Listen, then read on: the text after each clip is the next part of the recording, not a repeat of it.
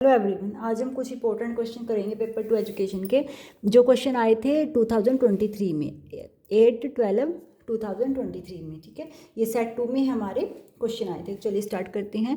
In philosophy of education who is considered as the father of pragmatism. Pragmatism का father कौन है?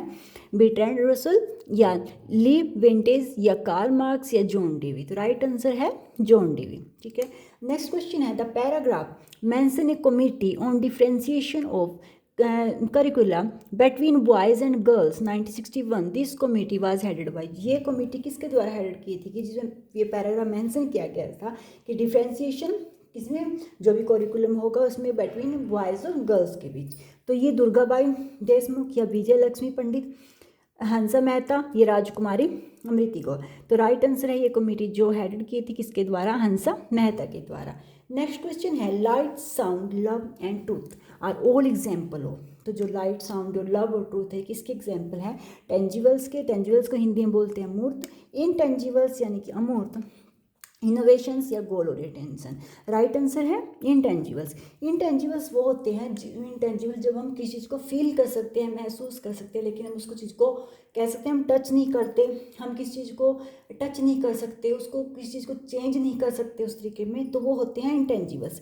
जैसे intangibles हम कह सकते हैं things that can be felt, thought to be there but are difficult to define और into put words. कि हम उनको वर्ड्स में, अब हम किसी से प्यार करते हैं, वो एक महसूस करने की चीज़ है जिसको हम महसूस करते हैं, हम फील करते हैं, लेकिन हम उसको क्या टच नहीं कर सकते। ठीक है, वो एक फीलिंग है। इसी तरीके से होते हैं इंटेंजिबल।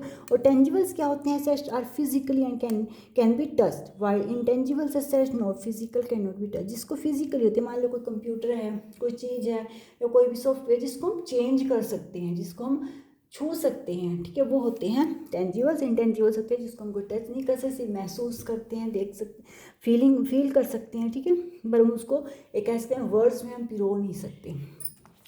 और नेक्स्ट क्वेश्चन है हमारे पास लिस्ट 1 और 2 है जिसमें बुक्स है और उसके ऑथर के नाम है।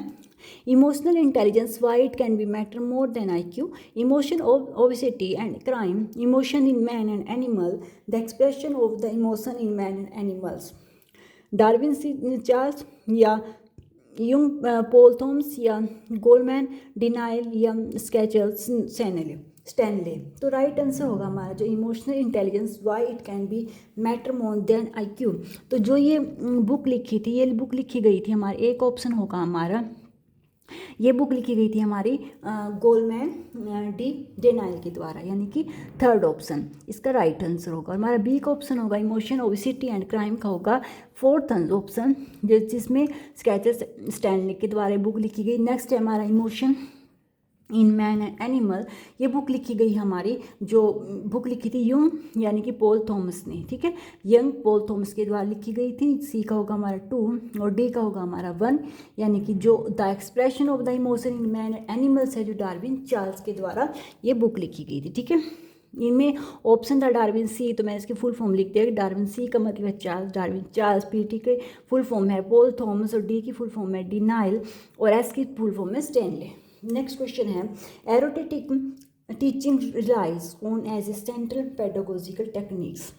तो जो एरोटेटिक टेक्निक्स जो टीचिंग होती है वो क्या रूल्स होते हैं, जिसमें क्या कराते हैं, क्या रूल्स हैं उसमें, यानी क्वेश्चनिंग करते हैं या होमवर्क होता है या एक्टिविटी होती है या लेक्चरिंग होती है। तो राइट आंसर है क्वेश्चनिंग। ये एक ऐसा मेथड या हम ऐसी टीचिंग कह सकते हैं एरोटेटिक, जिसमें क्या है एक क्वेश्चन आंसर किया जाता है। जैसे स्टूडेंट से किसी भी टॉपिक को हम लेकर, कोई हमारे पास कंटेंट है तो हम उसमें क्या क्वेश्चन आंसर करेंगे। ठीक है, erotetic teaching is a theory of teaching that emphasises that teaching is about answering a student question about a subject matter. किसी भी सब्जेक्ट मैटर के बारे में जो क्वेश्चन आंसर होगा that is a erotetic teaching.